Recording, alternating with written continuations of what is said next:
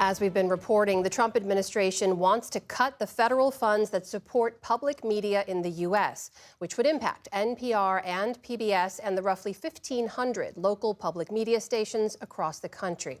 It would, of course, also affect national programs like the NewsHour. The Trump administration has now drafted a memo that could make those cuts happen soon. William Brangham has been following all of this and joins me now. So, William, the administration is asking Congress to cut funds to the Corporation for Public Broadcasting. That's a congressionally created entity through which NPR and PBS get federal funding. What are they asking Congress to do here? They're asking Congress to use a process known as rescission, which allows Congress to claw back money that has already been appropriated.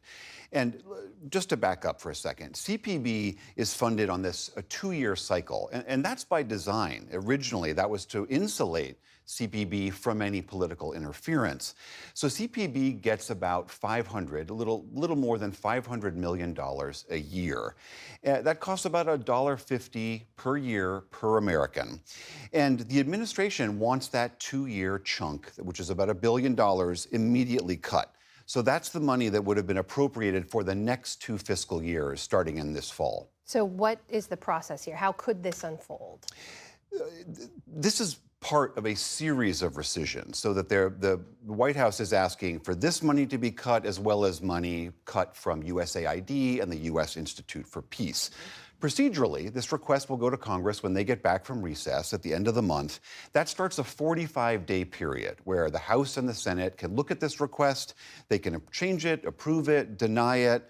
One thing to note, in the Senate, the normal filibuster rules would not apply. So to pass it, they would only need 51 votes. The GOP has 53 votes in the Senate. So if they approve those cuts, those would happen starting in October. So if the cuts are approved and if they move forward, what have we been hearing from public media leaders about what kind of impact those cuts could have?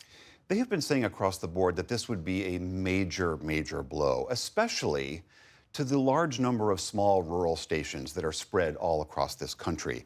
The head of Alaska Public Media, who testified before Congress earlier this year, said that if these cuts go through, that likely most of the 26 stations spread across Alaska and all the reporters who work for them would have to close.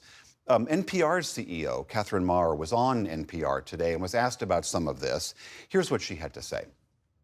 We get so much value as public media by being part of a 50-state network that covers 99.7% of the American population. If federal funding goes away, that network is absolutely at risk. The quality of service, the ability to cover everyone, people who live in what would otherwise be news deserts, and as a result, there's no question that NPR would not be able to pull from that richness of our national coverage. PBS's chief, Paula Kerger, she said in a statement she put out yesterday that PBS produces a lot of hugely important educational programming for children, a wide array of cultural and artistic programs. She also said this, quote, rescinding these funds would devastate PBS member stations and the essential role they play in communities, particularly smaller and rural stations who rely on federal funding for a large portion of their budgets. This would also impact national programs like ours, like Frontline, like All Things Considered, because part of that federal money goes to local stations who then use it as fees to pay for the rights to air our programs. So impacts across the entire network. And William, it's worth pointing out, too, some Republicans have long wanted to cut funding for public media. What is this administration's argument for why they want these cuts now? You're right. Republicans have long argued that there is a liberal bias on public media, that conservative voices are excluded or marginalized.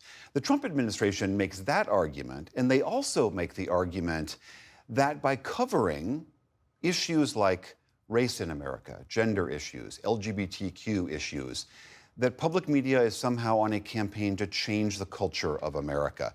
Russell Vought, who is the current head of the Office of Management and Budget and was also a major author of Project 2025, here's how he described it.